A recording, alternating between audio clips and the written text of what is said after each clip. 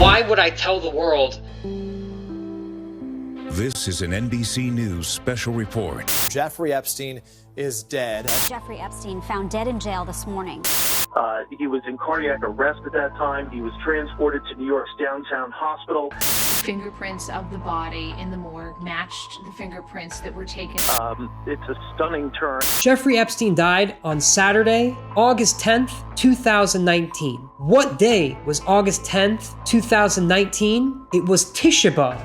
In plain English, Tisha B'av is like a day from hell. Many people know that I was the first ever rabbi at Pelican Bay State Prison, which is arguably the most dangerous prison in America, definitely the most dangerous prison in California. I, like many people in America, got the news that Jeffrey Epstein had died, and I immediately kicked into high gear. As somebody who worked in prison and someone who is familiar with what happens when people die in a prison, knowing that a Jewish person of his status died, I immediately started to think that they would not release the body. Now, according to Jewish law, every Jewish person, regardless of what they've done in their life, is entitled to Jewish burial. Jewish burial is arguably one of the most important mitzvahs that we fulfill, that the body be buried as soon as possible and be treated as a Jew, that it's buried in the ground. There's a certain procedure that's done, cleaning the body, preparing the body for burial. The body is not buried with anything.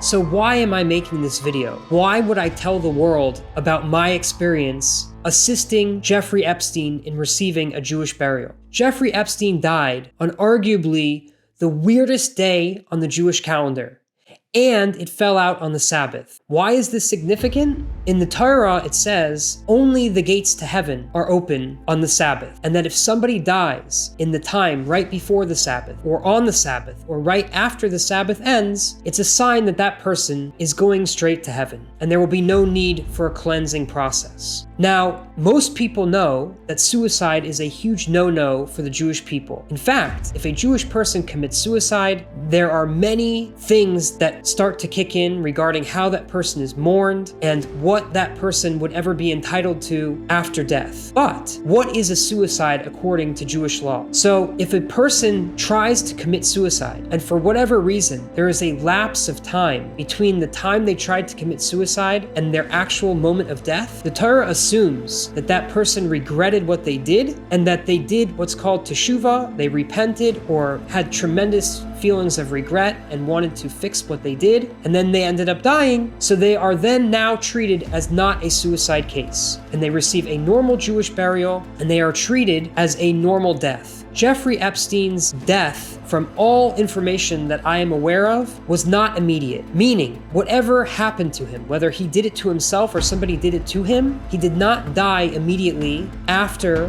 that initial event. So there, automatically, he had some window between the time that he was injured and the time he died, and therefore he is not ruled as a suicide, whether he inflicted the event or not upon himself. Putting all of that aside, Jeffrey Epstein was born to a Jewish mother and was and is a Jew. And as a rabbi who worked in prison, I felt a tremendous obligation to get involved and to work with the proper people to have his body released in the most timely fashion possible, without autopsy or without any damage to the body. According to Jewish law, when a Jewish person dies, the body is not desecrated in any way. Nothing is harvested from the body for the most part. 9/11. And it is a day that has perplexed people around the world for thousands of years. It is seemingly the day that God has singled out to bring disaster to the world. Literally, over 1 million Jewish people have been murdered on the day of Tisha B'av. Many calamities have befallen the Jewish people and the world at large on the day of Tisha B'av and the days right before and the day right after, namely the destruction of both holy temples in Jerusalem. Both happened on the day of Tisha B'av. Major events associated with the Holocaust took place on Tisha B'av. Numerous plane crashes and disasters have taken place on Tisha B'av. The Jews have experienced expulsions on the days leading up to and on Tisha B'av. In plain English, Tisha B'av is like a day from hell. If there was such a thing, Tisha B'av is the day that it seems God singles out for terrible things to happen to the Jewish people. In fact, if a person has a relative that died and they do not know what day they died, it is customary to use Tisha B'av as the day of mourning, as is the case for many Holocaust descendants. So why is this all significant that Jeffrey Epstein passed away on Tisha B'av? What is the greatness of the day of Tisha B'av is the promise from the Torah that all of those things that seem completely evil will actually be revealed and transformed into goodness. And this is a huge message regarding the life of Jeffrey Epstein. The Torah teaches that no matter what a person does in their life, we should not judge them, because only God knows why they did what they did, or how hard they were fighting not to do what they did, whether it was good or bad. We can never judge and understand who a person really is on the inside. If you dig deep enough, you will find something good. I am not standing up for Jeffrey Epstein, and I am not standing up for the things that he did, but the fact that he passed away on the Sabbath, and God chose to end his mission in this world on Tisha B'av, is a great sign from God himself that this person should not be judged by others, and that internally he may have been a great light capable of changing the world for good, and for whatever reason, his light came to the world in a different way. And that is the essence of Tisha B'av, and likely the essence of Jeffrey Epstein as a person.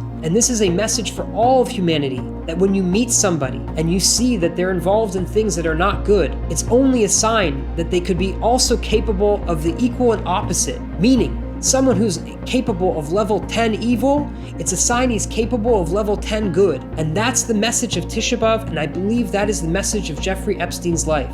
I feel that I had a great merit to assist his brother Mark in receiving Jeffrey's body, which would later be taken and for Jewish burial. I am not sure of what he did in this world, and it's none of my business, but at the end of the day, he was a Jew and he deserved to have a Jewish burial regardless of his acts in this world. And the fact that he passed away on Tisha B'av should serve as a sign to the whole world and to all people not to judge others until you're in their place. And like it says in the Torah, you will never be in another person's shoes. So only God can judge. So we hope and we pray that everybody in the world will choose right from wrong, light from darkness, and won't have to rely upon others not judging them unfavorably, and that they choose to make the right decisions and live to their full potential. Interestingly enough, it says that the birth of the Messiah is on Tisha B'av. What does it mean? It says that when God sees the day of Tisha B'av and all the calamities that befall the world,